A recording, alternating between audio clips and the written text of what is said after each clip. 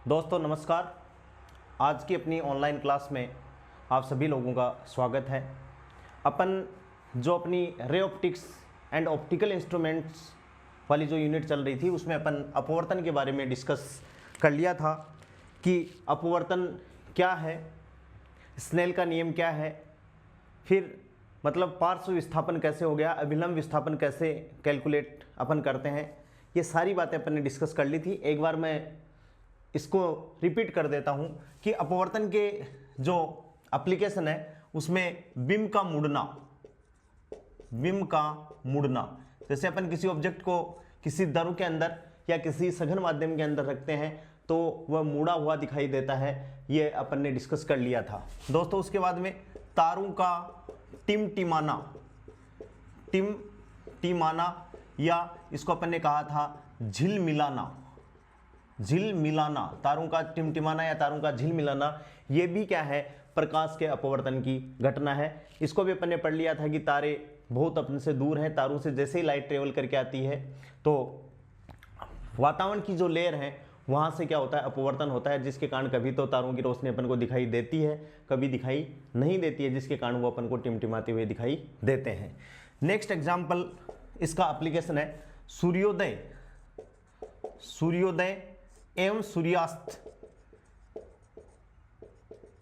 सूर्योदय से पहले सूर्य का दिखाई देना एवं सूर्यास्त के बाद भी सूर्य का दिखाई देना। सूर्योदय से पहले सूर्य का दिखाई देना और सूर्यास्त के बाद भी सूर्य का दिखाई देना किसकी घटना, किसके कारण है, प्रकाश के अपवर्तन के कारण है दोस्तों। किसके कारण है, प्रकाश के अपवर्तन के कारण ये घटना है। कैसे है कि जैसे मान लो ये अपनी पृथ्वी है और पृथ्वी के चारों तरफ वायुमंडल, इस हिसाब से पृथ्वी के लेयर है, वायुमंडल है, और ये जो लाइन बनाई है ये क्षितिज, क्या है, क्षितिज नहीं क्षितिज, यानी वह लाइन जिसको अपन दूर से अपन खड़े होकर देखें तो अपन को ऐसा लगेगा कि कुछ किलोमीटर डिस्टेंस पे पृथ्वी और अपना जो आकाश है वो मिलते हुए दिखाई दे रहे हैं, वो क्या है, क्षितिज है।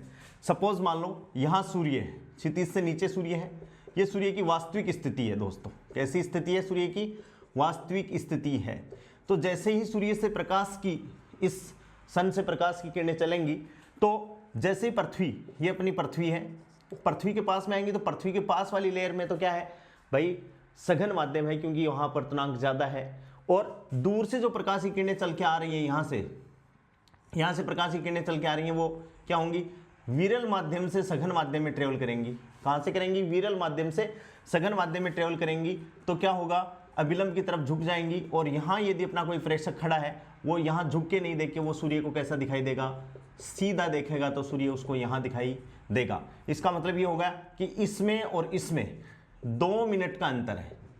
इस सूर्यास्त में सूर्य जब उदय होता है वो सूर्योदय वास्तविक सूर्य से 2 मिनट पहले अपन को सूर्य दिखाई दे जाता है, और सेम टू सेम स्थिति कैसी होती है, जब सूर्य अस्त होता है तब भी यही स्थिति यहां बन जाती है। तो 2 मिनट का अंतर वो और 2 मिनट का दोस्तों अंतर ये, तो टोटल दिन में 4 मिनट का अंतर पड़ जाता है। किसके कारण, सूर्योदय और सूर्यास्त के कारण। ये घटना भी जो हो रही है वो किसके कारण हो रही है, प्रकाश के अपवर्तन के कारण ही हो रही है। नेक्स्ट जो एप्लीकेशन थी अपन ने डिस्कस किया था इसको कि दरों से भरे पात्र के पेंदे का ऊपर उठा हुआ दिखाई देना।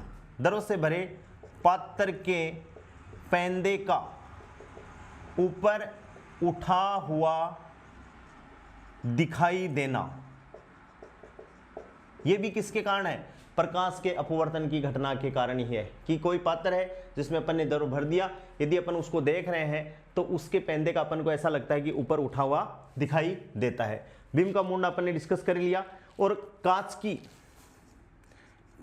की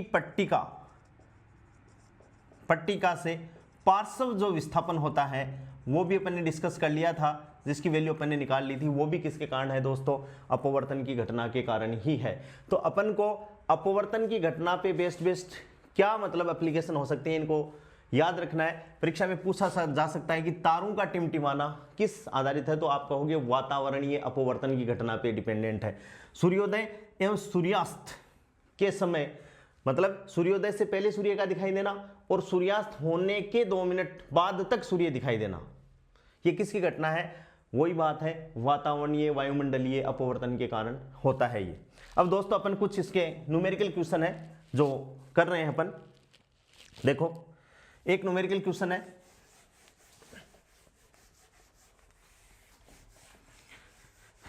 बहुत इंटरेस्टिंग क्वेश्चन है। पहला क्वेश्चन है क्वेश्चन नंबर 1, बहुत आसान है। 8000 एंगस्ट्रम, 8000 एंगस्ट्रम तरंग दैर्घ्य का प्रकाश, तरंग दैर्घ्य का प्रकाश, 8000 एंगस्ट्रम तरंग दैर्घ्य का प्रकाश वायु से पानी, वायु से पानी यानी म्यू पानी का दे रखा अपन को 4/3, वायु से पानी में प्रवेश करता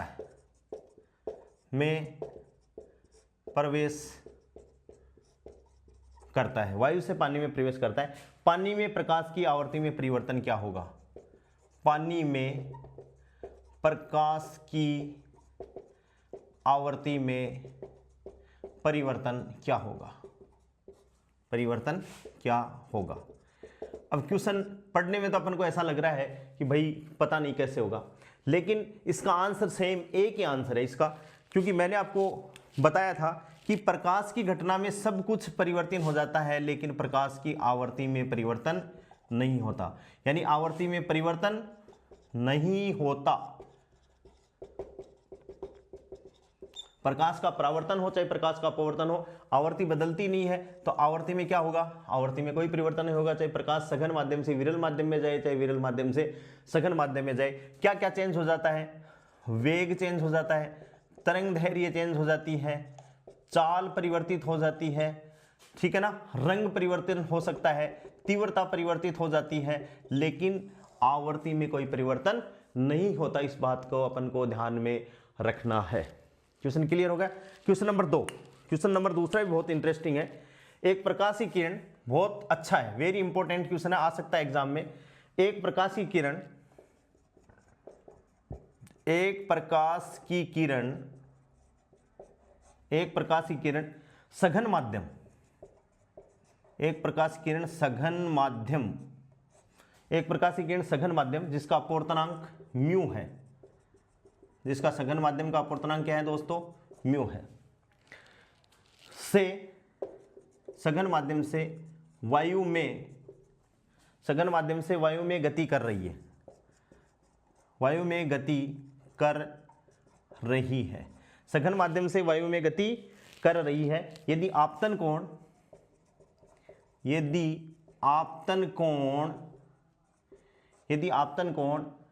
अपवर्तन कोण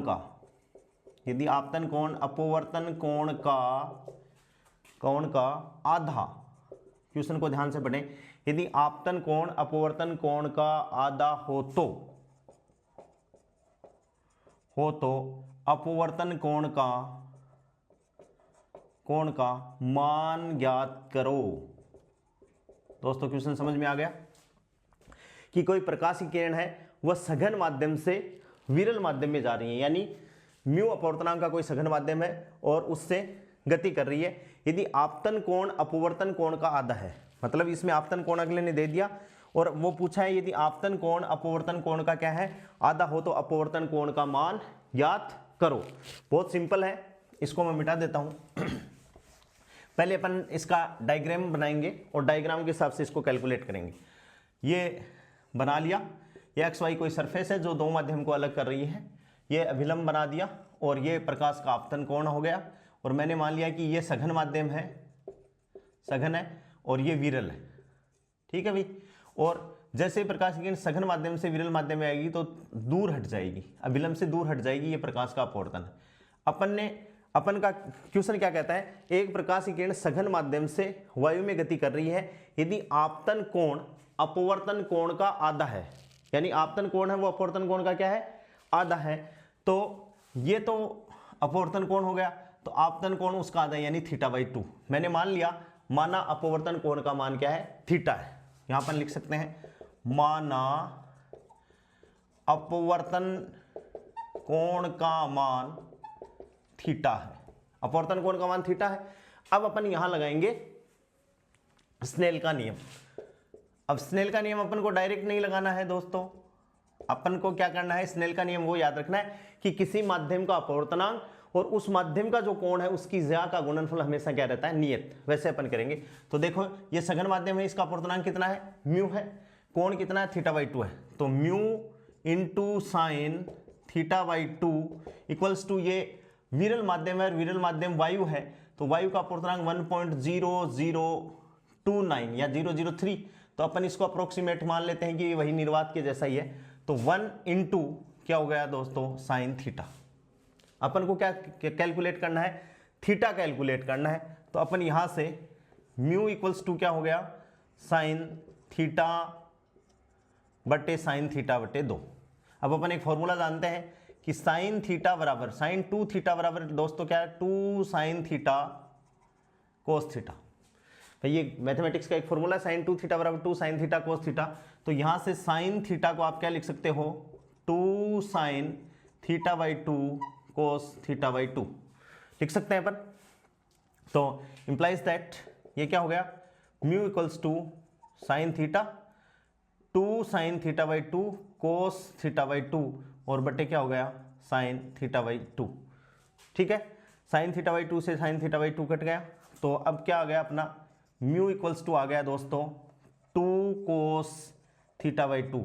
अपन को तो निकालना क्या है, थीटा निकालना है, तो इसको अपन सोल्व करें तो ये हो गया म्यू अपॉन 2 बराबर कोस θ/2।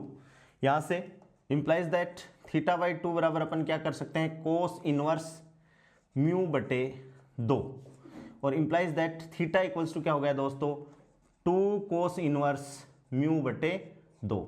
ये क्या हो गया, इसका आंसर हो गया, अपवर्तन की घटना पे बेस्ड है। बहुत आसान सा क्वेश्चन है, लेकिन अपन इतना सोचते ही नहीं है, इसलिए अपनी गलती होने के चांसेस ज़्यादा रहे। लेकिन यदि अपन क्वेश्चन को आराम से करें, अब डायरेक्ट यदि इसमें स्नेल का नियम लगा दें तो वो डिपेंड करेगा अपनी प्रैक्टिस पे। बाकी ये है कि उस माध्यम का अपवर्तनांक और उसका जो कोण है, चाहे अपवर्तन कोण हो चाहे आपतन कोण हो, उनकी ज्या का गुणनफल हमेशा दोनों नियत होंगे। ये ऐसे अपन ने सोल्व कर दिया और आंसर क्या आ गया, theta equals to 2 cos inverse mu upon 2 आ गया। ये इसका आंसर आ गया। नेक्स्ट क्वेश्चन देखिए दोस्तों, बहुत सिंपल क्वेश्चन है, मिटा देता हूं। क्वेश्चन नंबर 3,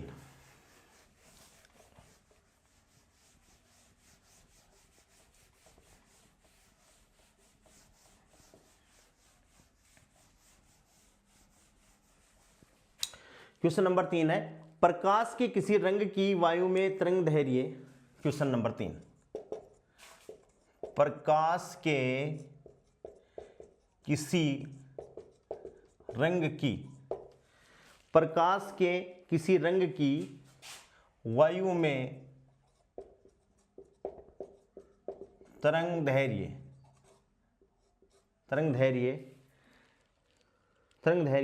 6000 एंगस्ट्रॉम,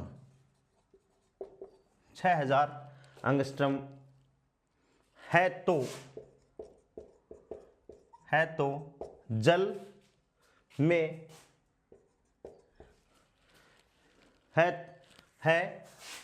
जो जल में 4500 एंगस्ट्रॉम हो जाती है। जल में प्रकाश की चाल क्या होगी, जल में प्रकाश की चाल क्या होगी। तो सबसे पहले बात तो यही होगी कि तरंग दैर्घ्य 6000 एंगस्ट्रॉम से 4500 एंगस्ट्रॉम हो गई दोस्तों। इसका मतलब तरंग दैर्घ्य में क्या हो गई, कमी हो गई। इसका मतलब वायु से सघन यानी विरल माध्यम से सघन माध्यम में बात कर रहा है अगला। अब अपन जानते हैं, क्या जानते हैं कि रिफ्रैक्टिव इंडेक्स जो अपवर्तनांक है n, वो क्या होता है दोस्तों, C/V होता है। किसी माध्यम यदि अपन निर्वात के सापेक्ष अपन मेजर करें तो n बराबर क्या हो गया, C/V। यहाँ वायु भी एक माध्यम है और जल भी क्या है, एक माध्यम है। तो अपन क्या कहें कि रिफ्रैक्टिव इंडेक्स है वो वेलोसिटी के रेसिप्रोकल होगी। भाई उस माध्यम की जो वेलोसिटी है उसके रेसिप्रोकल होगी। तो अपन इसको करें तो n2/n1 बराबर अपन क्या कर सकते हैं, v1/v2, और न्यू इक्वल्स टू क्या होता है, c/λ, या v इक्वल्स टू क्या हो गया, न्यू इंटू लेमड़ा। तो वेग है वो तरंग दैर्ध्य के क्या है, समानुपाती है। तो यहां से ये v1 पहले माध्यम में है, तो ये क्या हो गई दोस्तों, λ1 अपॉन λ2, यानी ये फॉर्मूला अपने पास में हो गया। इंपॉर्टेंट फॉर्मूला, डायरेक्ट भी पूछ सकते हैं कि ये क्या है, जो माध्यम डेंसर है उसका refractive index n2 upon n1 बराबर v1 अपॉन v2 बराबर क्या हो गया, λ अपॉन λ2। तो यहां से अपन क्या निकाल सकते हैं आराम से, देखो क्या निकाला, वाटर की करें तो vw तो λw बटे v वायु यानी एयर a, और ये क्या हो जाएगी बराबर λ एयर। जो भी अपन को निकालना क्या है, जल में प्रकाश की चाल, यानी अपन को क्या निकालनी है, vw निकालनी है, जल में प्रकाश की चाल अपन को निकालनी है। और वायु में अपन नहीं दे रखी अपन को अगले ने, तो नहीं दे रखी तो अपन कितना मान लेंगे कि वायु में उतनी ही मानेंगे जितनी निर्वात में होती है। तो यहाँ से λw upon λa into va, तो λw कितना है वाटर का 4500 अंगस्ट्रम बटे 6000 अंगस्ट्रम, अंगस्ट्रम से अंगस्ट्रम क्या हो जाएगा, कैंसिल हो जाएगा, और गुणा 3 गुणा 10 की पावर 8, 3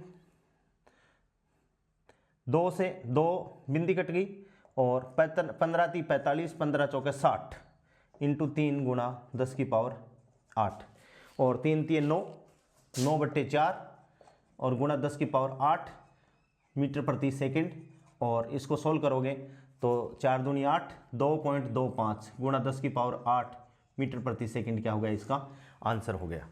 ये भी बहुत आसान क्वेश्चन है, बस अपन को कंसेप्ट ये लगानी है कि रिफ्रैक्टिव इंडेक्स है वो मीडियम की वेलोसिटी, प्रकाश का जो वेलोसिटी है उसके क्या होता है, व्युत्क्रमानुपाती होती है। अपन को ये पता होना चाहिए, ये फॉर्मूला अपने लिए क्या हो गया, इंपॉर्टेंट हो गया। ये भी अच्छा क्वेश्चन है, अपने एग्जाम के पॉइंट ऑफ व्यू से आ सकते हैं, क्वेश्चन आएंगे आसान, लेकिन अपन को क्या है, प्रैक्टिस होनी जरूरी है।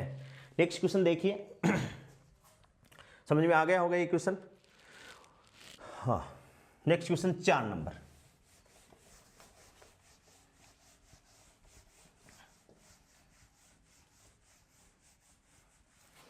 क्वेश्चन नंबर 4 क्या कहता है, जल तथा कांच के अपवर्तनांक, क्वेश्चन नंबर 4, जल तथा कांच के अपवर्तनांक, जल तथा कांच के अपवर्तनांक क्रमशः है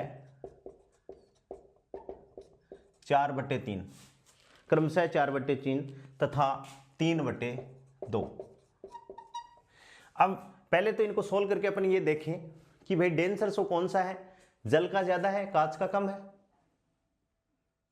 यहां से अपन देखें तो कांच का तो हो गया 1.5, और जल की अपन बात करें तो ये क्या हो गया 1.33, यानी कांच का ज्यादा है जल का कम है। मान लिया अपन ने 3/2 है। जल का अपवर्तनांक ज्ञात कीजिए, जल का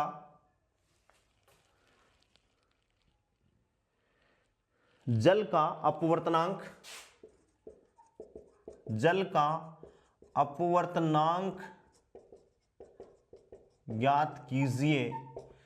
कब ज्ञात करना है, जल का अपवर्तनांक ज्ञात कीजिए यदि प्रकाश की किरण कांच से जल में गमन करती है, यदि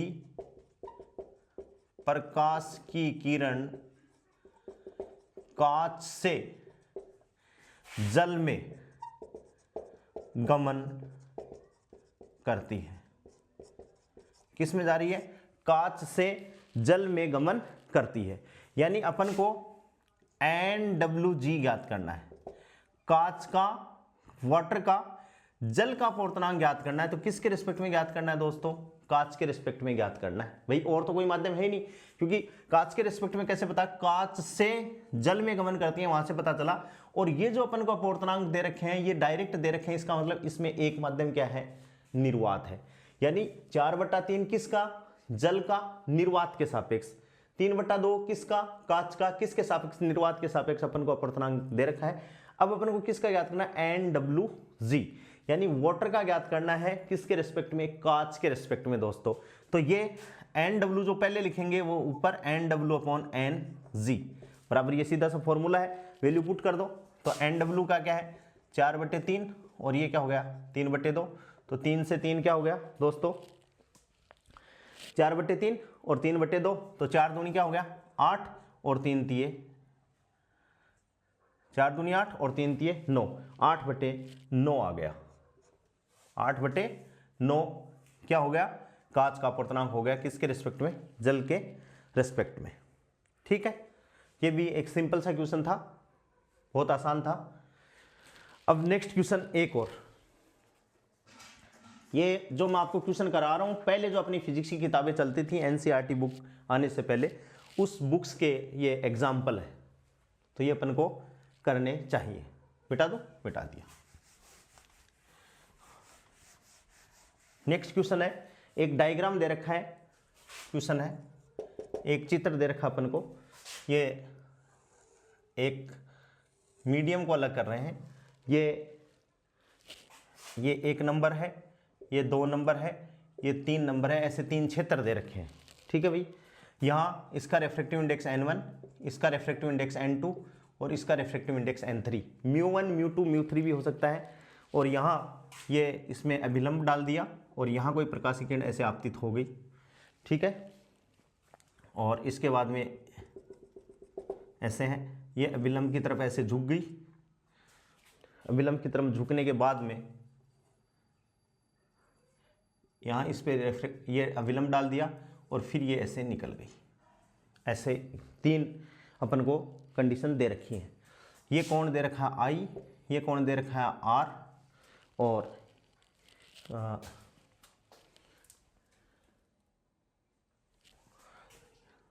ये R1 दे रखा है, ये R2 दे रखा है और ये R2 दे रखा है। ऐसे हिसाब से अपन को कोण दे रखे हैं।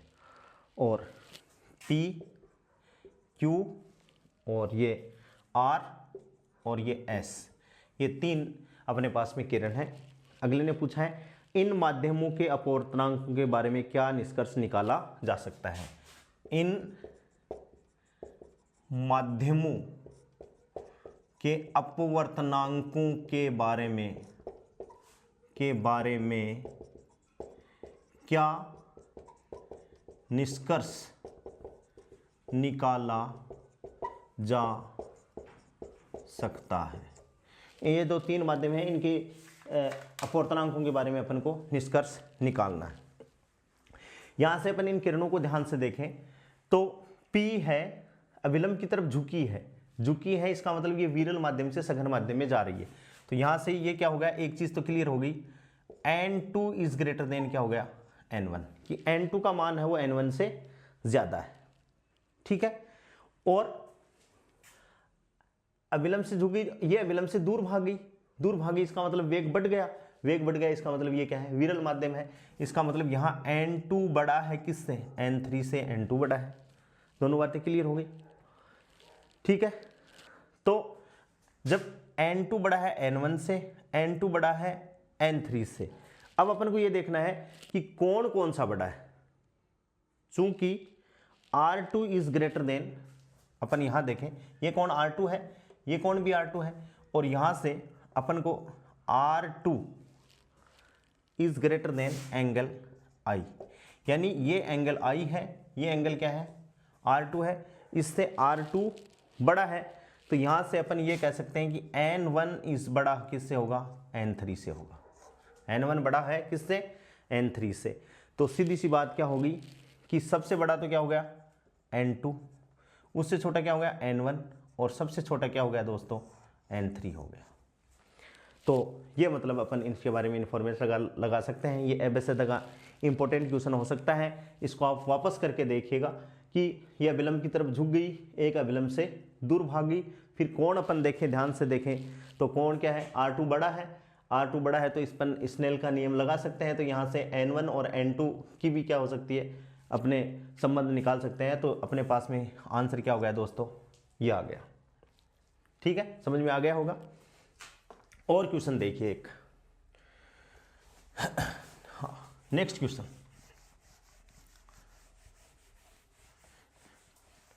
नेक्स्ट क्वेश्चन क्या है, नेक्स्ट क्वेश्चन है क्वेश्चन नंबर 5। क्या है, एक टैंक में पानी 12.5 सेंटीमीटर ऊंचाई तक भरा है। क्वेश्चन नंबर 6, एक टैंक में पानी, एक टैंक में पानी 12.5 सेंटीमीटर ऊंचाई, 12.5 सेंटीमीटर ऊंचाई तक भरा है। एक टैंक में पानी 12.5 सेंटीमीटर ऊंचाई तक भरा है। एक सुई को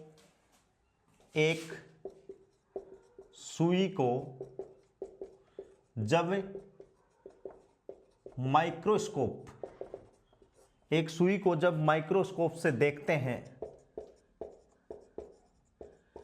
एक सुई को जब माइक्रोस्कोप से देखते हैं तो आभासी गहराई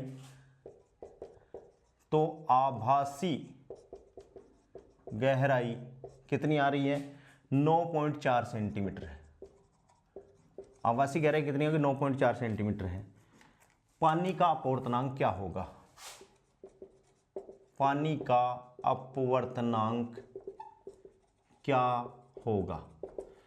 ठीक है, ये पहला क्वेश्चन हो गया। इसके बाद में यदि पानी के स्थान पर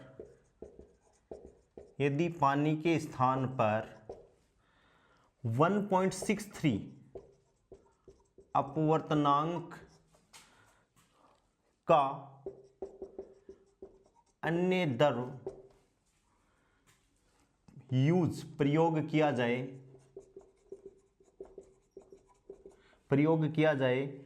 तो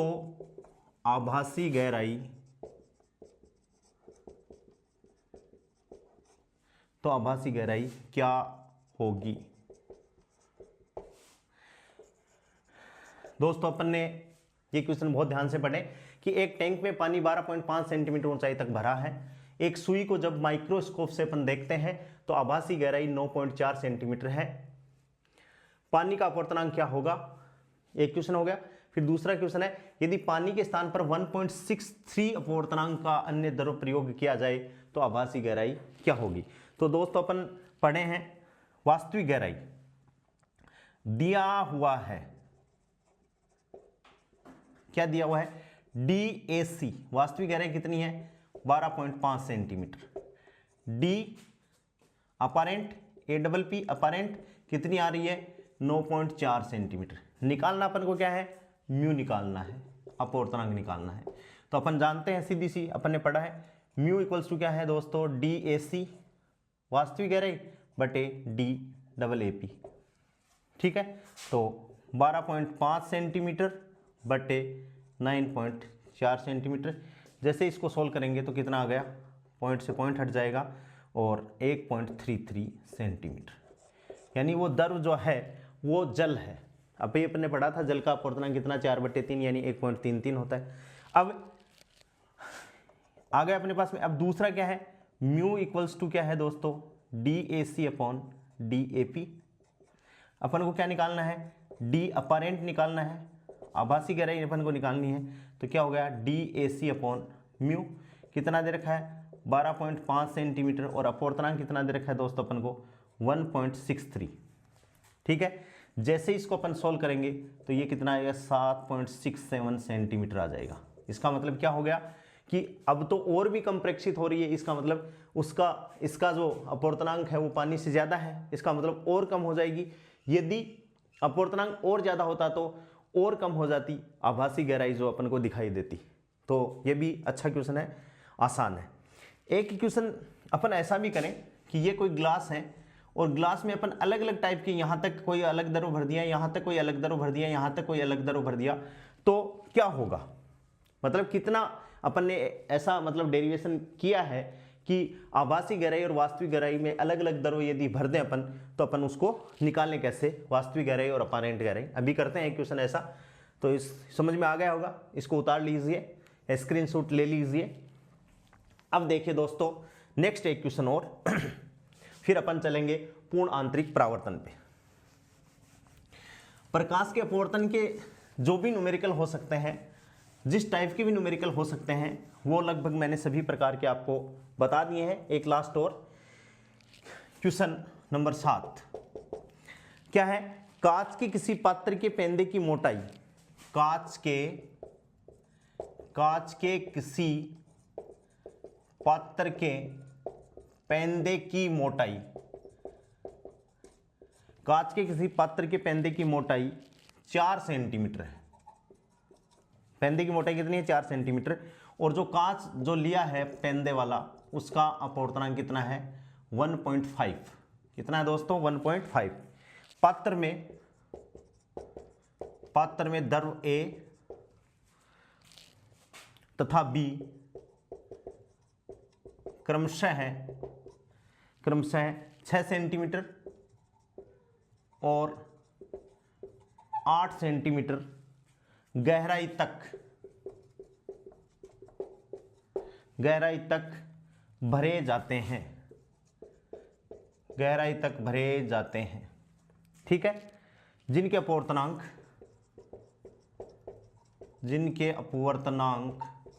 1.4 तथा 1.3 है।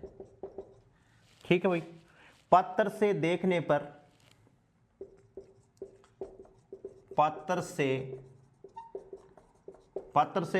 पर पेंदे की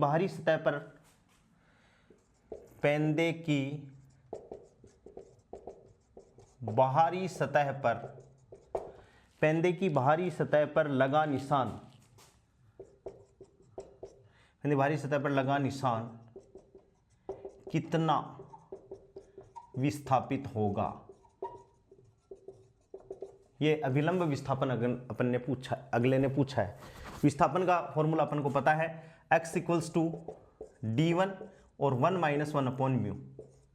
ये होगा अभिलंब विस्थापन। ये फॉर्मूला अपन पढ़ चुके हैं अपनी पीछे वाली क्लास में। ठीक है। तो यहां से सॉल्यूशन सीधा होगा, x इक्वल्स टू, पहले का विस्थापन कितना हो जाएगा? d1 1-1/μ1, पहले के कारण विस्थापन हो जाएगा। ऐसे ही प्लस d2 1-1/μ2, और ऐसे ही अपने पास में क्या हो, कोई तीसरा हो, तो d3 1-1/μ3। ठीक है दोस्तों। पहले 4 सेंटीमीटर मोटा है और खुद का रिफ्रैक्टिव इंडेक्स कितना है? 1.5। भाई d1 कितनी है? 4 सेंटीमीटर मोटा है उसका पेंदा, और d1 अपन को कितना दे रखा है? 1.15 दे रखा है अपन को, तो 1-1.5 प्लस d2 कितना दे रखा है दोस्तों? d2 अपन को दे रखा है 6 और 1 कितना अपवर्तनांक? 1-1.4 प्लस d3 कितना दे रखा है? 8 और 1-1.3। इसको सॉल्व करें अपन तो 4, और इसको करें तो 1.5 में से 1 गया तो 0.5/1.5 प्लस 6 गुणा कितना हो गया? 0.4/1.4 प्लस 8 गुणा कितना हो गया दोस्तों? 0.3/1.3। इसको अपन सॉल्व करें आप लोग इसको करके देखेंगे तो कितना आएगा? लगभग आएगा 4.88 सेंटीमीटर, यानी इतना विस्थापित हो जाएगा। कितना विस्थापित हो जाएगा? इतना विस्थापित हो जाएगा। बहुत ध्यान से कि इतना मोटा कांच है, उसका खुद का अपवर्तनांक तो इतना है, और उसमें 2 द्रव भर दिए अलग अलग ऊंचाई तक या अलग अलग गहराई तक, तो वो जो अपन ने निशान लगा रखा था उसमें कितना विस्थापन हो जाएगा। तो ये बहुत आसान है, इसको सिंपल सी कैलकुलेशन है, 4.88 सेंटीमीटर ये आ जाएगा। एक लास्ट क्वेश्चन और, वो भी इंटरेस्टेड है, इंपॉर्टेंट है, क्वेश्चन नंबर 8 और, कि एक द्रव के तल में स्थित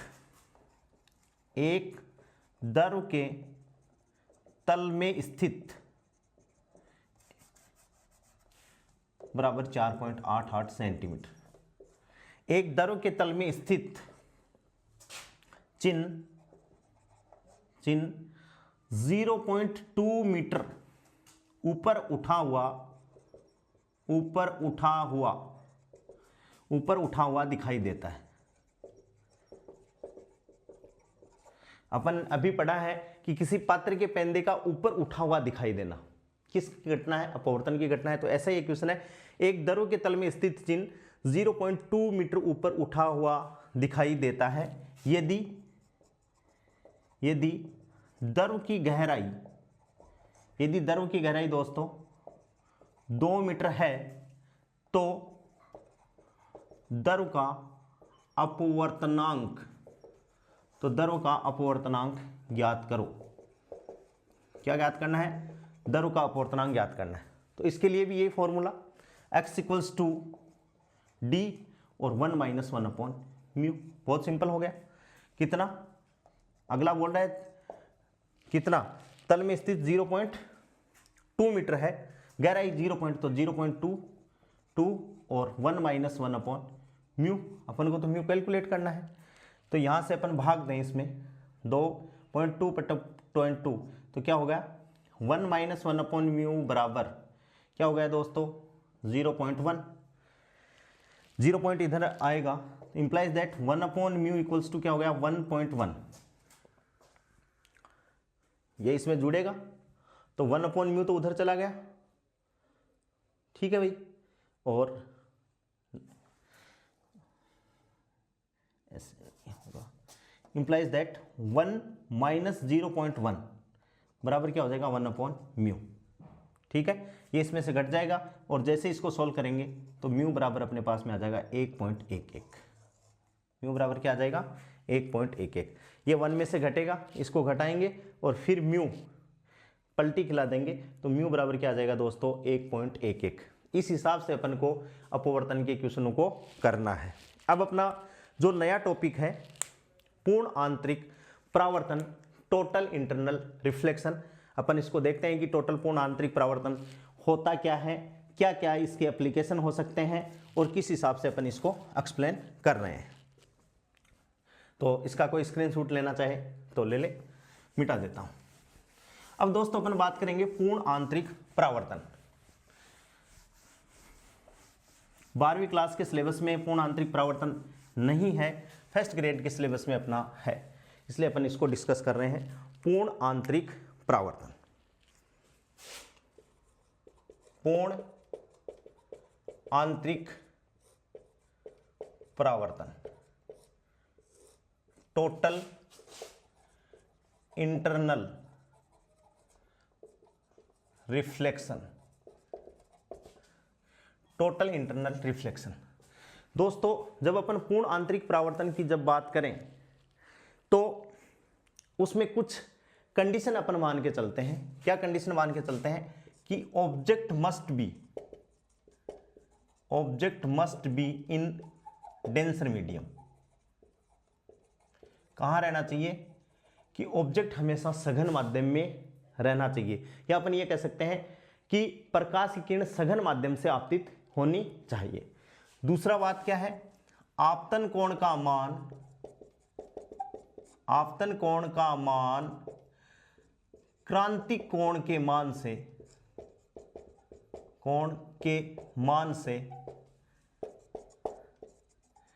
ज्यादा होना चाहिए। अपन ये भी मान सकते हैं कि object must be point size, लेकिन इसकी जरूरत नहीं है। ये दो कंडीशन पूर्ण आंतरिक परावर्तन को दोस्तों अपन को डिफाइन करना है, तो अपन को ये मानना पड़ेगा कि object must be in denser medium, या बिंब अपना कहाँ रहना चाहिए सघन माध्यम में रहना चाहिए। और दूसरा है कि जो आपतन कोण है उसका मान क्रांतिक कोण के मान से ज्यादा होना चाहिए। क्रांतिक कोण का मान अलग अलग माध्यम के लिए अलग अलग होगा, जैसे वायु और जल की सतह के लिए अलग होगा, वायु और कांच की सतह के लिए अलग हो जाएगा, तो क्रांतिक कोण का मान क्या होगा दोस्तों अलग अलग।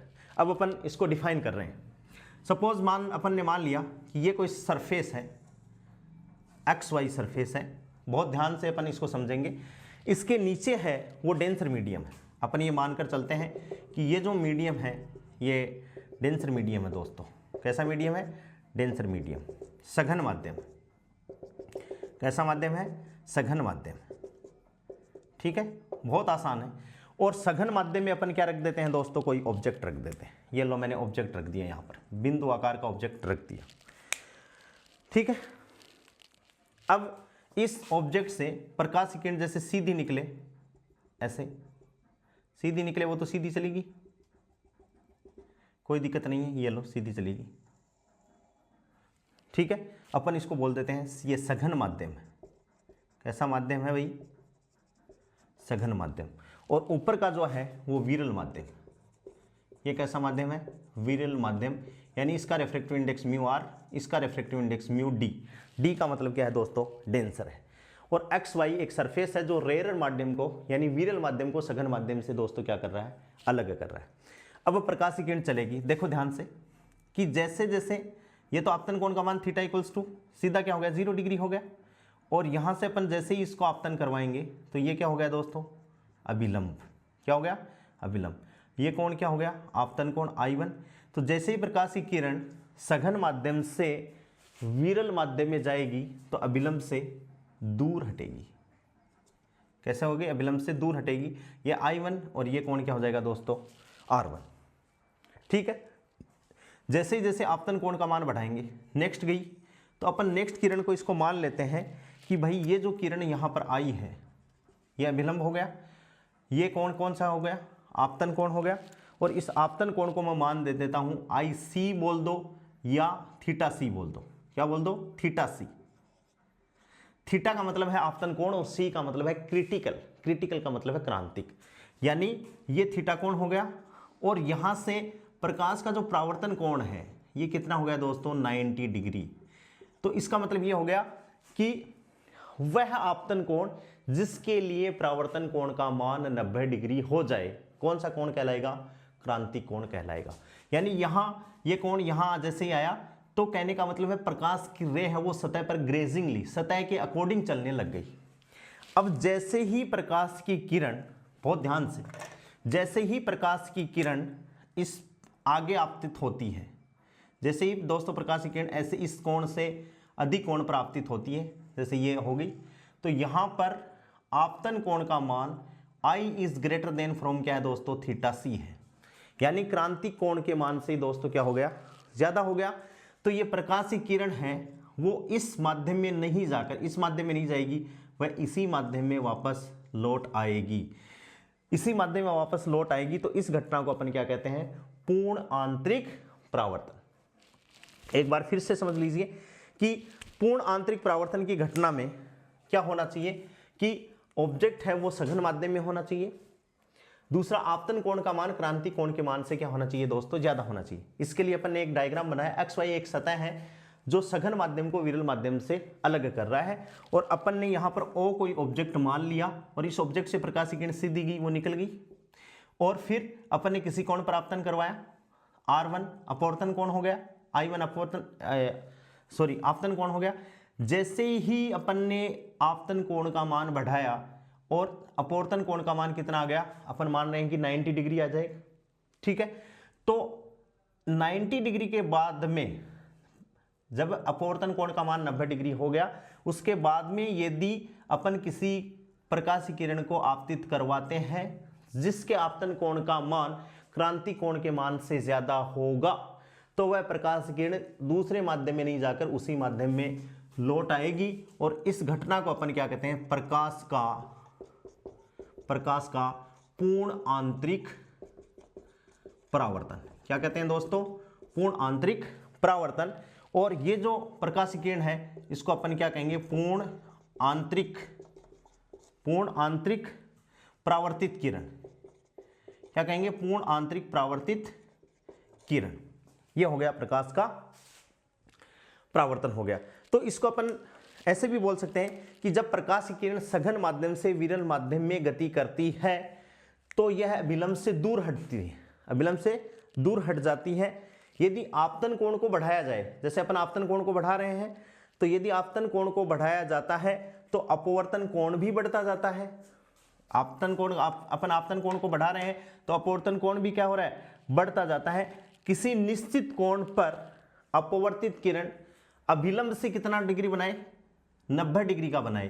कितने डिग्री का बनाए दोस्तों 90 डिग्री का बनाए किसी निश्चित आपतन कोण पर। ये थीटा से अपन ने निश्चित आपतन कोण मान लिया, और इस पर ये जो अपवर्तित किरण है वो अभिलंब से 90 डिग्री का कोण बना रही है, अभिलंब से 90 डिग्री का कोण बनाती है।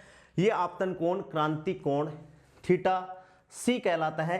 यदि आपतन कोण को और बढ़ाया जाए जिसका मान क्रांतिक कोण के मान से ज्यादा हो जाए तो प्रकाश की किरण दूसरे माध्यम में नहीं जाकर उसी माध्यम में लौट आती है। प्रकाश की ये घटना प्रकाश का क्या कहलाती है दोस्तों पूर्ण आंतरिक परावर्तन कहलाती है।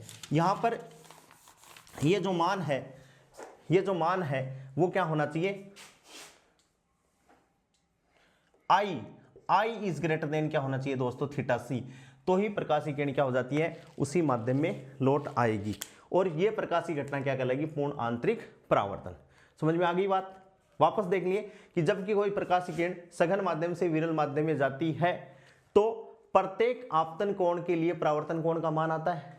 जैसे जैसे अपन आपतन कोण का मान बढ़ाते हैं वैसे वैसे परावर्तन कोण का मान बढ़ता जाता है और किसी निश्चित आपतन कोण के लिए जिसके लिए अपवर्तन कोण का मान अभिलंब से 90 डिग्री हो जाए वह निश्चित कोण क्रांतिक कोण कहलाता है। और जब प्रकाश की किरण सघन माध्यम से क्रांतिक कोण के मान से ज्यादा कोण पर आपतित होती है तो प्रकाशीय किरण उसी माध्यम में लौट आती है, दूसरे माध्यम में नहीं जाती है। अब देखिए इसको, ये कंडीशन अपने मान ली कि भाई ये दो कंडीशन है। अब अपन यहां से नियम लगा रहे हैं। कौन सा नियम लगा रहे हैं, कहां पर, इस सतह को अपन मान लेते हैं ए। क्या मान ली दोस्तों, ए। तो सतह ए पर स्नेल के नियम से ए पर अपन लगा रहे हैं, अपवर्तन ही है। तो देखो इसका रिफ्रैक्टिव इंडेक्स है म्यू डी, तो mu D into sine theta C हो गया बराबर इसका क्या है, म्यू आर और इंटू साइन 90 डिग्री। अपन ए बिंदु पर लगा रहे हैं तो यहां कोण थीटा सी है, रिफ्रैक्टिव इंडेक्स म्यू डी है और वहां म्यू आर है, रिफ्रैक्टिव इंडेक्स थीटा बराबर 90 डिग्री है।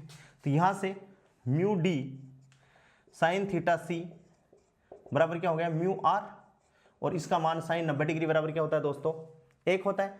यहां से ये मान अपन निकालें तो यहां से देखो म्यू डी अपन को निकालना है तो mu d upon mu r बराबर क्या हो गया, 1 अपॉन साइन थीटा सी, या अपन इसको मान सकते हैं म्यू इक्वल्स टू क्या हो गया, 1 अपॉन साइन थीटा सी। ये आ गया अपवर्तनांक और क्रांतिक कोण के मध्य संबंध आ गया। इस पे भी बहुत सारे न्यूमेरिकल आते हैं, म्यू बराबर 1 अपॉन साइन थीटा सी। म्यू बराबर क्या आ गया दोस्तों, 1 अपॉन साइन थीटा सी। यहां पर इस पे भी न्यूमेरिकल क्वेश्चन आते हैं जो अपन को करने हैं। अब देखिए दोस्तों, एक इस पे बेसी समझ में आ गया होगा, ये फॉर्मूला अपन को याद रखना है। यहां पे न्यूमेरिकल क्वेश्चन आएंगे तो अपन करेंगे। म्यू बराबर साइन थीटा सी, म्यू है सघन माध्यम का अपवर्तनांक। मिटा दूं इसको, स्क्रीनशॉट कोई लेना चाहे तो ले सकता है, मिटा देता हूं।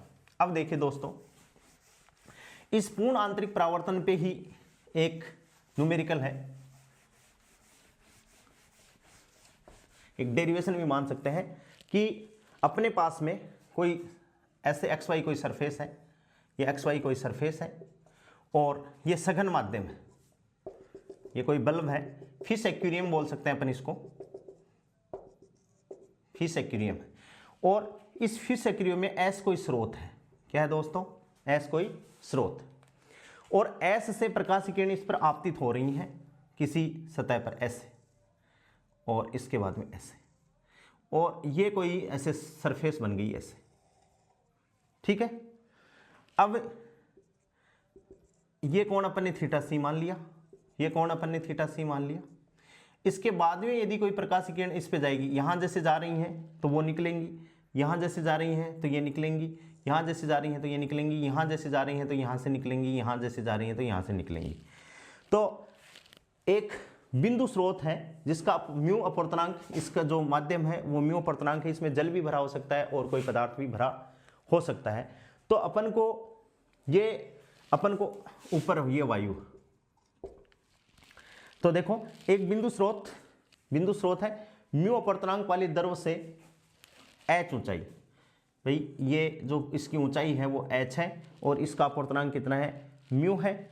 और यहां से यदि प्रकाश किरण इसको आगे प्रकाश किरण यदि आपतित हो रही है तो वो बाहर नहीं जाकर इसी माध्यम में लौट आएगी। यहाँ I का मान क्या है, I is greater than from क्या है दोस्तों, थीटा सी है। ये वायु हो गया, और ये अपन मान लेते हैं D पॉइंट, और ये क्या मान लेते हैं B, और ये मान लेते हैं पॉइंट C। यहाँ से ये कोण है सारे, ठीक है, ये इसका मिड पॉइंट हो गया, ये एक त्रिभुज बन गया यहाँ से, ठीक है। तो यहां से अपन साइन थीटा सी को डिफाइन करना चाहिए, तो ये थीटा सी हो गया, यहां से ये वाला कोण थीटा सी है तो ये वाला कोण भी क्या हो गया, थीटा सी हो गया। तो साइन थीटा सी, इसमें अपन त्रिज्या मान लेते हैं इसकी r, और ऊंचाई h है, ये तो ऊंचाई h हो गया, तो ये तो होगी h, ये हो गया r, तो कर्ण बराबर कितना हो गया दोस्तों, कर्ण हो गया r² प्लस h², ठीक है। तो यहां से साइन थीटा सी बराबर क्या है, लंब बटे कर्ण। तो लंब बटे कर्ण अपन लगाएं लाल बटे कक्का से, तो लंब कितना हो गया आर और कर्ण कितना हो गया दोस्तों r square plus H square under the root. और एक अपन साइन थीटा सी अभी निकालते हैं, जानते हैं साइन थीटा सी बराबर क्या है 1/μ। इंप्लाइज दैट इन दोनों को बराबर कर दें, 1/μ equals to r/r square plus H square under the root, और दोनों तरफ वर्क कर दें तो 1/μ square equals to r square, और r स्क्वायर प्लस क्या हो गया दोस्तों एच स्क्वायर। वजन गुणा कर लें, म्यू स्क्वायर r स्क्वायर बराबर r square plus H square, r square इधर ले आए तो mu square -1 into r square बराबर क्या हो गया एच स्क्वायर। तो यहाँ से अपन क्या निकाल सकते हैं, एक तो अपन को रिफ्रैक्टिव इंडेक्स दिया हुआ हो तो वर्ताकार भाग की त्रिज्या r निकाल सकते हैं अपन, r बराबर कितना हो गया H square upon mu square -1। यानी ये जो वर्ताकार भाग है इसकी त्रिज्या कितनी होगी, जहाँ से मतलब प्रकाश क्या हो रहा है बाहर निकल रहा है, तो इसकी त्रिज्या कितनी होगी ये निकाल लिया अपन ने। और क्षेत्रफल क्या हो जाएगा, r निकलते ही वर्गाकार भाग का क्षेत्रफल कितना हो जाएगा पाई r स्क्वायर। और जो शीर्ष कोण है a, शीर्ष कोण क्या है a है, उसका मान भी अपन यहाँ से निकाल सकते हैं, वो कितना हो जाएगा 2 थीटा सी। कितना हो जाएगा दोस्तों 2 थीटा सी, ये वाला ये पूरा कोण थीटा सी, तो ये आधा कोण तो यहाँ से ये थीटा सी, तो ये हो गया, यानी ये बीच वाला लंब है, यहाँ से ये वाला कोण थीटा सी और यहाँ से ये वाला कोण थीटा सी, तो ये पूरा कोण यहाँ से यहाँ थीटा सी प्लस थीटा सी बराबर कितना हो गया 2 थीटा सी हो जाएगा, शीर्ष कोण 2 थीटा सी। और शुद्ध जल के लिए, शुद्ध जल के लिए अपन बात करें दोस्तों तो ए शीर्ष कोण कितना हो जाएगा 2 गुणा कितना डिग्री होता है भाई 49 डिग्री होता है, तो 98 डिग्री हो जाएगा ये। हाँ ये है, तो ये अपन ने क्या रखा, किसकी कंसेप्ट से है, पूर्ण आंतरिक परावर्तन की कंसेप्ट से अपन ने, जो वर्ताकार भाग है जहां से प्रकाश निकल रहा है, एक बिंदु स्रोत है जो म्यू अपवर्तनांक वाली द्रव से h ऊंचाई तक भरे टैंक के पेंदे में स्थित है। स्रोत द्रव के पृष्ठ से प्रकाश स्रोत के ऊपर स्थित वर्ताकार भाग से बाहर निकलता हुआ पाया जाता है। तो कितने क्षेत्रफल से बाहर निकल रहा है, ये क्षेत्रफल अपन ने रेडियस निकाल ली यहाँ से, और क्षेत्रफल क्या हो गया पाई r स्क्वायर। और अब अपन कुछ जो लिक्विड हैं, जो द्रव हैं, जिनके लिए क्रांति कोण, जैसे शुद्ध जल के लिए 49 डिग्री है, तो इसके लिए शीर्ष कोण का मान कितना हो जाएगा 98 डिग्री हो जाएगा। कुछ पदार्थ हैं जिनके अपन को अपवर्तनांक और उनके क्रांति कोण के मानों को ध्यान में रखना है। ये समझ में आ गया होगा, अब मैं इसको मिटा रहा हूं। हाँ देखो एक टेबल बना रहा हूं जिसको आप लोगों को ध्यान में रखनी है, काम में भी आएगी, अभी अपन पढ़ेंगे। जैसे पदार्थ, पदार्थ, पदार्थ, फिर क्या है उनका अपवर्तनांक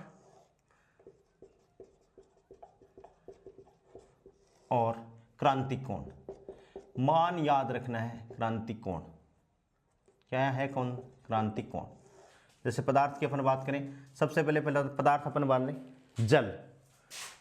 जल का जो रिफ्रैक्टिव इंडेक्स है 1.33 और जल के लिए क्रांति कोण का मान है 48.75 डिग्री, जो अभी अपन अप्रोक्सीमेट कितना कर रहे हैं 49 डिग्री, याद रखना अपन को, ठीक है। दूसरा क्या है अपने पास में, कांच।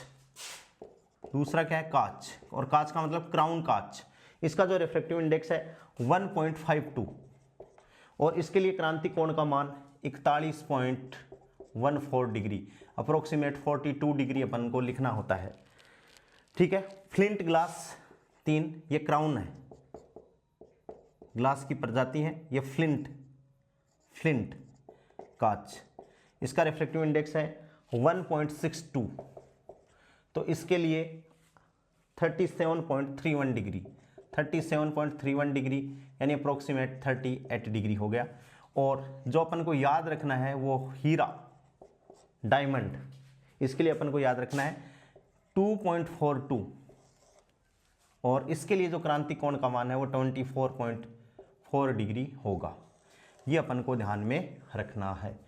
ये टेबल जनरली वैसे नहीं याद रखें तो भी कोई फर्क नहीं पड़ता, लेकिन जैसे कांच का रखेंगे तो अपन एक एप्लीकेशन करेंगे टोटल इंटरनल रिफ्लेक्शन की, वहाँ चाहिएगा।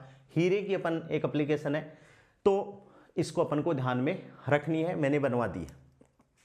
अब देखिए दोस्तों, पूर्ण आंतरिक परावर्तन की एप्लीकेशन। जो पूर्ण आंतरिक परावर्तन है इससे अपन को क्या क्या फायदे हैं या इसके क्या क्या अनुप्रयोग हैं उनकी अपन स्टडी करते हैं। पूर्ण आंतरिक परावर्तन, हाँ तो मिटा देता हूं इसको।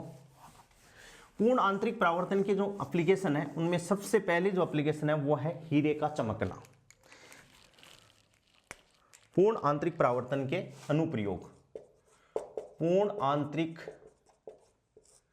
परावर्तन के अनुप्रयोग, और पूर्ण आंतरिक परावर्तन के अनुप्रयोग में सबसे पहले आता है हीरे का चमकना। हीरे का चमकना, स्प्रिंकल्स ऑफ डायमंड।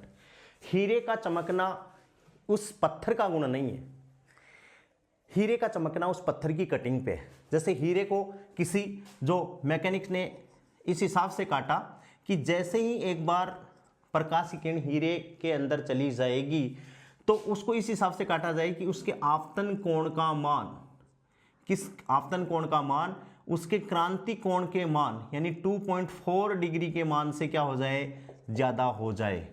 तो क्या होगा, हीरे के अंदर वो प्रकाश की किरण बार बार चलती रहेगी, प्रकाश का परावर्तन होता रहेगा, प्रकाश का परावर्तन होता रहेगा, और हीरे को जब अपन देखेंगे अपनी आंखों में जो प्रकाश की किरण आएगी वहां से हीरे को अपन को चमकता हुआ दिखाई देगा। तो अपन कह सकते हैं हीरे का चमकना इसके अंदर पूर्ण आंतरिक परावर्तन के कारण होता है। चूंकि हीरे के लिए अपवर्तनांक अभी मैंने बताया है, हीरे के लिए अपवर्तनांक 2.42 है और इसके लिए आई क्रांति कोण का मान 24.4 डिग्री या अप्रोक्सीमेट आप 25 डिग्री भी बोल सकते हो। ठीक है, तो जब हीरे की कटिंग इस प्रकार से की जाती है कि जैसे ही कोई प्रकाश की किरण इसके अंदर आए तो आपतन कोण का मान क्रांति कोण के मान से क्या हो, ज्यादा हो, तो प्रकाश की किरण बार बार क्या होगी, परावर्तित होगी और अपने आंखों के अंदर जो लाइट आएगी, प्रकाश का पुंज कुछ स्थानों से निश्चित दिशा में बाहर निकलता है जिससे अपन को हीरे का चमकता हुआ दिखाई देता है। तो इसका मतलब ये हो गया कि हीरे का चमकना उस पत्थर का गुण नहीं है, हीरे का चमकना प्रकाश की एक घटना है जिसको अपन क्या कहते हैं, पूर्ण आंतरिक परावर्तन, जिस पे ये बेस्ड है। दूसरी इसकी एप्लीकेशन है, बहुत इंपॉर्टेंट एप्लीकेशन है, प्रकाशिक तंतु। क्या है दोस्तों, प्रकाशिक तंतु, ऑप्टिकल फाइबर। मॉडर्न कम्युनिकेशन में इसका उपयोग किया जाता है, मॉडर्न कम्युनिकेशन टेक्नोलॉजी में इसका उपयोग किया जाता है। प्रकाशिक तंतु इस हिसाब से है और इसके अंदर क्लेडिंग होती है। इसके अंदर क्या होती है दोस्तों, क्लेडिंग होती है। क्लेडिंग का मतलब अधिपटन लेप। किस हिसाब से, जैसे इसके क्रॉस सेक्शन की बात करें तो ये और ये इसका क्रॉस सेक्शन है, यहां मतलब एक लेपिंग होती है। ठीक है, तो अपन इसको तो माने μ1 और इसका अपवर्तनांक माने μ2। जो लेपिंग होती है उसका अपवर्तनांक तो अपन मान ले μ2 कि भाई ये जो अपन ने μ2 किया है, और जो प्रकाशिक तंतु जिस पदार्थ से बना है उसका अपवर्तनांक क्या है, μ1। तो इसको इस हिसाब से डिजाइन इस हिसाब से किया जाता है, जैसे प्रकाश की किरण एक बार इसके अंदर आ गई तो बार बार इसके अंदर ही क्या होगी, बार बार पूर्ण आंतरिक परावर्तन के अंदर इसके अंदर ही घूमती रहेगी। और खास बात क्या है कि जैसे ही सिग्नल यहां से निकलेगा तो यहां इसकी एनर्जी और यहां इसकी एनर्जी में कोई नुकसान नहीं होगा। कहने का मतलब there is no loss of energy when the wave travelling from one point to another point. कहने का मतलब ऊर्जा में कोई हानि नहीं होगी। तो जो सिग्नल अपन जिस स्ट्रेंथ का दे रहे हैं उसी स्ट्रेंथ का सिग्नल अपन को यहां प्राप्त हो जाएगा।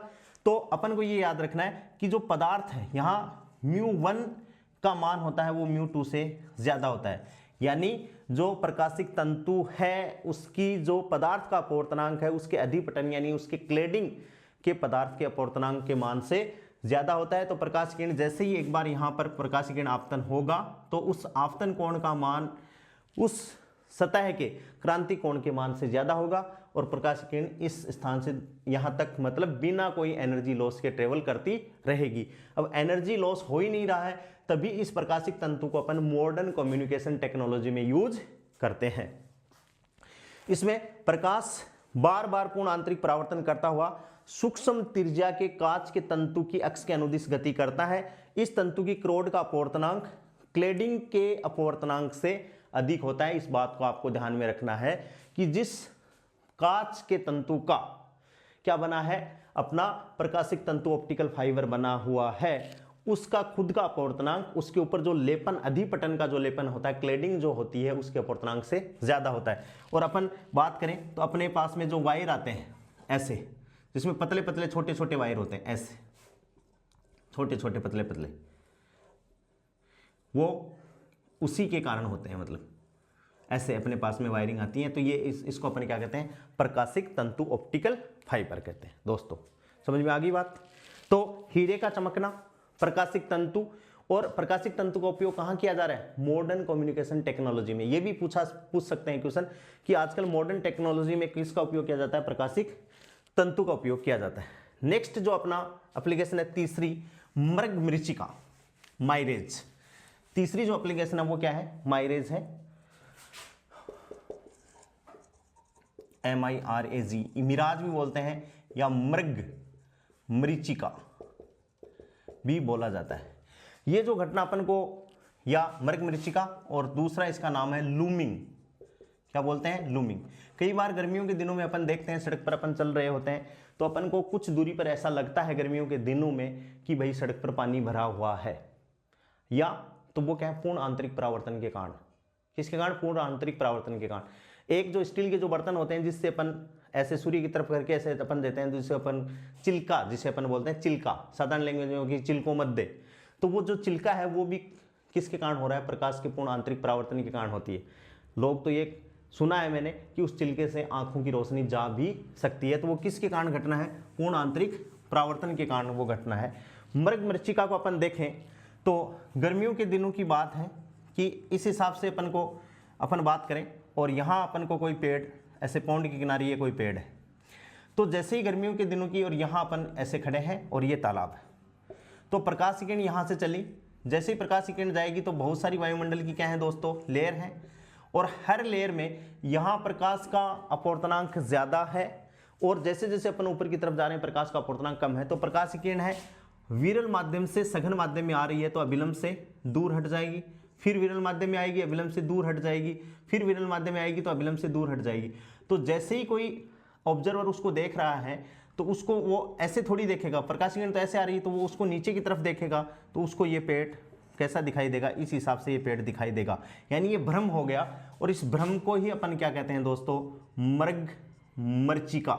क्या कहते हैं, मृग मरीचिका कहते हैं। क्या कहते हैं दोस्तों, मृग मरीचिका कहते हैं। इसको अपन मैं ऐसे, मृग मरीचिका मरुस्थलों में पूर्ण आंतरिक परावर्तन के कारण होती है। कहाँ पाई जाती है, मरुस्थलों में पूर्ण आंतरिक परावर्तन के कारण पाई जाती है, जहां पृथ्वी के गर्म होने के कारण पृथ्वी की सतह के पास की हवा का अपवर्तनांक इसके ऊपर की हवा से कम हो जाता है। इस बात को अपन को ध्यान में रखना है कि सघन माध्यम से प्रकाश की किरण विरल माध्यम में आती है, सघन माध्यम से विरल माध्यम में आती है, क्योंकि गर्मियों में भाई पृथ्वी से हीट निकल रही है तो हवा क्या होगी, गर्म होगी, तभी तो अविलंब से दूर भाग रही है। ये प्रकाश की किरण आई, अविलंब से दूर भागी तो सघन माध्यम से विरल माध्यम में आ रही है, मैं ये बता रहा हूँ कि अविलंब से दूर भागी। यहाँ ऑब्जर्वर है तो वो इसको ऑब्जर्व करेगा तो उसको नीचे की तरफ दिखाई देगा, तो इसके ऊपर की हवा से कम हो जाता है। दूर स्थित वस्तु से आने वाली प्रकाश की किरणें पृथ्वी की सतह के साथ क्रांति कोण से अधिक कोण पर आपतित होती हैं, और क्रांति कोण से अधिक कोण पर आपतित होती हैं तो वह दूसरे माध्यम में नहीं जाती, वह उसी माध्यम में लौट आती हैं। और जैसे ही उसको कोई ऑब्जर्वर देखेगा तो ये जो पेड़ है या कोई ऊंट है वो उल्टा उसको दिखाई दे जाएगा, या कोई भी चीज़ वो उसको जस्ट उल्टी दिखाई देगी। इसे अपन क्या कहते हैं, मृग मरीचिका कहते हैं। रेगिस्तान में मृग मरीचिका के समान ही ध्रुवीय क्षेत्रों में लटकाव की घटना पूर्ण आंतरिक परिवर्तन के कारण यानी TIR के कारण होती है दोस्तों। किसके कारण होती है, TIR के कारण होती है, जहां म्यू ऊंचाई के साथ घटता है, इसलिए किसी वस्तु का प्रतिबिंब वायु में बनता है। पूर्ण आंतरिक परावर्तन, ये जो मृग मरीचिका है इसमें अपन को याद रखना है म्यू ऊंचाई के साथ दोस्तों क्या करेगा, घटता है। ठीक है, ये बात समझ में आ गई। चौथी जो एप्लीकेशन है कि ये अपने पास में कोई प्रिज्म है और ये इस पे ऐसे पड़ी है, और यहाँ कोई प्रकाश किरण AB कोई ऑब्जेक्ट है और यहाँ से आपतन हो रहे हैं, तो यहाँ से देखो सीधी गई प्रकाश किरण 90 डिग्री के कोण पर है तो सीधी चलेगी, ये आ गई। लेकिन यहाँ पर यह विलंब और ये जो कोण होता है वो 45 डिग्री है, जबकि इस कांच के लिए अभी अपन ने पढ़ा है कितना कोण, 42 डिग्री है, तो ये दूसरे माध्यम में नहीं जाएगी, इसी माध्यम में क्या होगी दोस्तों, मुड़ जाएगी और वापस बाहर निकल जाएगी। यहाँ से नीचे से चलेगी तो यही कंडीशन, यहाँ से ये 45 डिग्री तो वापस यहीं आ जाएगी। तो ये तो क्या हो गया ए डैश और ये क्या हो गया बी डैश। यानी किसी प्रकाशीय किरण को 90 डिग्री पर यदि मोड़ना हो आपको तो भी मतलब क्या हो सकता है, पूर्ण आंतरिक परावर्तन की घटना हो सकती है। ऐसे ही दूसरे चित्र में अपन देखें ध्यान से, प्रिज्म को अपन ने ऐसे रख दिया, ऐसे रख दिया, और यहाँ से ये कोई वस्तु है जहाँ से प्रकाशीय किरण ऐसे गई, सीधी गई, 90 डिग्री का कोण बना दिया, सीधी चली गई। लेकिन यहाँ पर कोण कितना है भाई, 45 डिग्री। 45 डिग्री का कोण है, ये कांच है, तो कांच के लिए थीटा सी का मान कितना होता है दोस्तों, 42 डिग्री। जबकि आपतन कितने डिग्री पर हो रही है, 45 डिग्री कोण पर आपतित हो रही है, तो दूसरे माध्यम में नहीं जाएगी, इसी माध्यम में आ गई, ये लो आ गई, आ गई। यहाँ पर वापस क्या हो गया, 45 डिग्री कोण पर आपतन हुआ, 45 डिग्री कोण पर होगा तो दूसरे माध्यम में नहीं जाएगी, मुड़ जाएगी, और मुड़ने के बाद में ये यहाँ आ गई, कितने डिग्री का कोण, 90 डिग्री का, तो ये सीधी निकल गई। ठीक है, ऐसे ही इसके जस्ट नीचे मान लो कोई ऑब्जेक्ट है तो उसकी भी सेम स्थिति ऐसे ही कि ये 45 डिग्री प्राप्त हुई, इधर मुड़ गई, फिर ये 45 डिग्री तो ये इधर मुड़ गई। और इस हिसाब से यदि प्रकाश किरण को 90 डिग्री कोण पर भी मोड़ना है तो किसके कारण भाई, पूर्ण आंतरिक परावर्तन की घटना के कारण मुड़ सकता है। और यदि 180 डिग्री कोण पर भी मोड़ना है तो किसके कारण हो सकता है, पूर्ण आंतरिक परावर्तन की घटना के कारण भी ये मुड़ सकती है। तो ये अपन को दोस्तों ध्यान में रखनी है। तो पूर्ण आंतरिक परावर्तन और इसकी जो 4 एप्लीकेशन है वो क्या होगी, कंप्लीट होगी। अब इस पे देखो एक न्यूमेरिकल मैं आपको करवाता हूं कि ये इसी में क्वेश्चन है, क्या क्वेश्चन है कि हीरे के कांच का अपवर्तनांक, कोई हीरा है, क्वेश्चन क्या है, हीरे के कांच का अपवर्तनांक कितना है दोस्तों, म्यू बराबर 2.42 है। तो ये तो हीरे का खुद का अपवर्तनांक हो गया। और अगला क्या पूछा है, तो उसके लिए क्रांतिक कोण का मान याद करो, उसके लिए क्रांतिक कोण का मान ज्ञात करो। ठीक है दोस्तों, तो म्यू बराबर अपन जानते हैं 1/sin IC। ठीक है, तो sin IC या sin थीटा सी बराबर 1/म्यू, थीटा सी इक्वल्स टू क्या हो गया, साइन इनवर्स 1/म्यू। ठीक है, ये वैल्यू आ गई, साइन इनवर्स 1/2.42। और अपन तो हीरे का अपन को याद है, तो अपन डायरेक्ट भी लिख सकते हैं 24.4 डिग्री। कितना लिख सकते हैं, 24.4 डिग्री। इसका क्या हो गया दोस्तों, आंसर हो गया। ऐसे ही कांच के लिए पूछ सकता है, ऐसे ही किसी दूसरी वस्तु के लिए अपन से पूछ सकता है। यहां से देखो एक क्वेश्चन और है कि एक प्रकाश तंतु रेखा के क्रोड का अपवर्तनांक 1.47 है। जो प्रकाश तंतु ऑप्टिकल फाइबर है उसके क्रोड का जो अपवर्तनांक है, मिटा देता हूं, मृगमरीचिका को लूमिंग भी कहते हैं, इस बात को ध्यान में रखना है। हाँ, एक एग्जाम्पल है, क्या है कि एक प्रकाश तंतु रेखा के क्रोड का अपवर्तनांक, क्वेश्चन है एक प्रकाश तंतु रेखा के क्रोड का अपवर्तनांक कितना है दोस्तों, म्यू बराबर 1.47। ठीक है, क्रोड का अपवर्तनांक कितना है, म्यू 1.47, तथा उसके परिधान अधिपटन, इसको बोलते हैं क्लेडिंग पॉलिश, क्या बोलते हैं, क्लेडिंग का अपवर्तनांक कितना है, का अपवर्तनांक 1.33 है। कितना है दोस्तों, 1.31, 33 तो पानी का होता है, 1.31 है, 31 है। आपतन कोण थीटा क्या ज्ञात करना है, आपतन कोण थीटा जिसके लिए प्रकाश तंतु में थीटा, जिसके लिए प्रकाश तंतु में पूर्ण आंतरिक परावर्तन होता है। क्या होता है, पूर्ण आंतरिक परावर्तन होता है। अपन को ये कैलकुलेट करना है। तो पूर्ण आंतरिक परावर्तन के लिए अपन जानते हैं कि थीटा का मान क्या होना चाहिए, उसके क्रांतिक कोण के मान से ज्यादा होना चाहिए। क्रांतिक कोण का मान अपन को निकालना है, तो अपन निकाल सकते हैं, theta equals to sine inverse, और 1/μ का मतलब क्या हो गया दोस्तों, μ2/n2/n1, n2/n1। तो थीटा इक्वल्स टू, अब इसमें बात ये आ गई कि कौन सा माध्यम, तो इसमें यह है सघन माध्यम से विरल माध्यम में होना चाहिए।